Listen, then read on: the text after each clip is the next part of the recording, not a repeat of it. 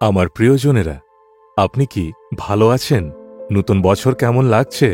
ঈশ্বর আপনার জন্য আশীর্বাদের প্রতিজ্ঞা করেছেন, তাই না? আপনাকে সেটা গ্রহণ করতে হবে। ঈশ্বর যা কিছু প্রতিজ্ঞা আপনার জীবনে করেছেন তা বিশ্বাস করুন। প্রতিদিন প্রার্থনা করে তা আপনাকে গ্রহণ করতে হবে। আজকের বাক্যকেও আমরা অধ্যয়ন করব। আপনি হয়তো ভাববেন, আমার এই পিছনের এত সুন্দর জায়গা, এটা কোথায়? এটা হলো নিউজিল্যান্ডের অকল্যান্ড নামক একটা সমুদ্র তট। নিউজিল্যান্ড এমন একটা দেশ যার চারপাশে সুন্দরতা আছে। এই দেশে ঈশ্বরের বাক্যের সেবা কার্যে আমি এসেছি। ঈশ্বর আমাকে এখানে নিয়ে এসেছেন। ঈশ্বর সেবা কার্যকেও আশীর্বাদ করেছেন। এই সুন্দর স্থানকে দেখানোর জন্য আমি এখানে দাঁড়িয়ে আছি। আজ ঈশ্বর আপনার জন্য কি আশীর্বাদ রেখেছেন? হিতোপদেশ 28 অধ্যায় 20 পদ। বিশ্বস্ত লোক অনেক আশীর্বাদ পাইবে। আপনার জন্য একটা আশীর্বাদ নয়, অনেক অনেক আশীর্বাদ ঈশ্বর আপনার জন্য রেখেছেন। ঈশ্বর বলেন, আপনার জন্য আশীর্বাদের বর্ষা বইবে। আশীর্বাদের পরিপূর্ণতা, অর্থাৎ সব ক্ষেত্রেই আশীর্বাদ হবে। কারো জীবনে আপনি যদি দেখবেন আশীর্বাদের ঘাটতি নেই, ধনসম্পত্তি বৃদ্ধি পাবে, কিন্তু শরীরের অনেক অসুস্থতা, সমস্যায় থাকবেন। অর্থাৎ তার জীবনে আশীর্বাদ এবং দুঃখ দুটোই আছে। কিছু মানুষের জীবনে দেখবেন স্বামী, স্ত্রী, সন্তান, সন্ততি, পুরো পরিবারের সাথে আনন্দে থাকেন, কিন্তু সে ঋণে ডুবে থাকে। পরিবারে অল্প আনন্দ আছে, কিন্তু ঋণধারও আছে।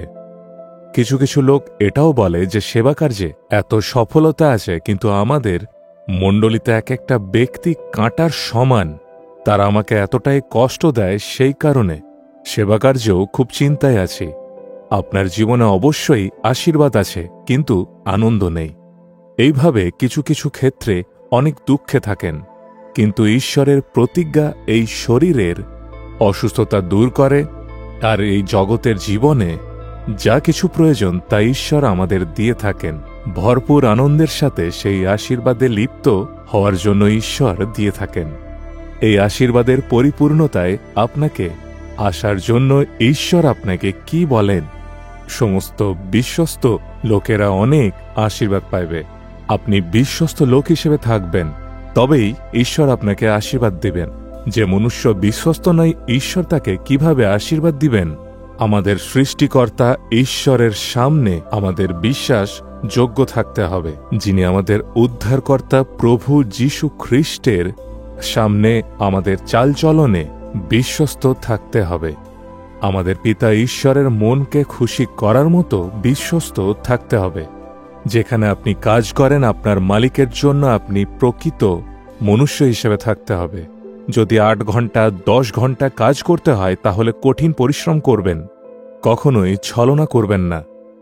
যদি কাজ করবেন না, এদিক ওদিক ঘুরতে থাকবেন, তাহলে ঈশ্বর আপনার জীবনে আশীর্বাদকে দিতে পারবেন না।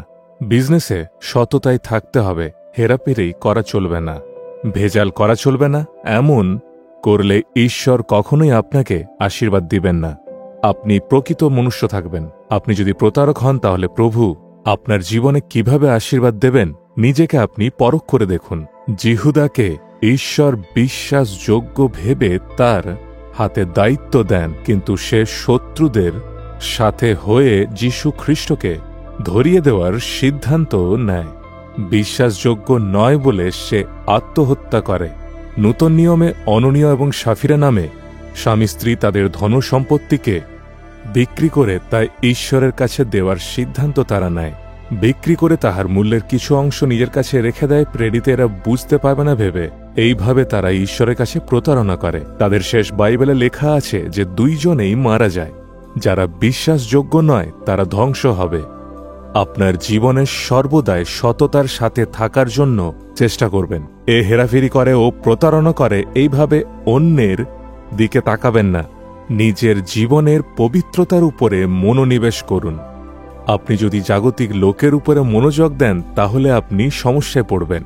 ঈশ্বর আমাকে বলেন, তুমি কোনো সেবকের উপরে সেবাকার্যে মনোযোগ দিও না, আমাতে মনোনিবেশ করো, আমার আদর্শে চলো। অপরকে দেখে চললে তুমি অবশ্যই পড়ে যাবে। অপরকে দেখে বিপথে চলে যেও না, তাদের জীবন কখনোই ঠিক থাকবে না।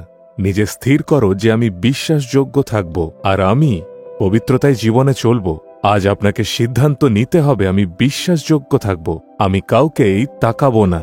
তখন ঈশ্বর অবশ্যই আপনাকে আশীর্বাদ দিবেন। আজ আমরা ঈশ্বরকে বলবো, হে প্রভু, আমি বিশ্বাসযোগ্য থাকতে চাই, আর যেখানে থাকি সেখানে প্রভু সততার সাথে থাকব। যে কেউ আমার আধিকারিক আছেন তাদের সামনে আমি বিশ্বাসযোগ্য থাকার জন্য আজ সমর্পণ করি। আমার সমস্ত দুর্বলতাকে দূর করো। যিশুর নামে প্রার্থনা চাই। Amen, amen.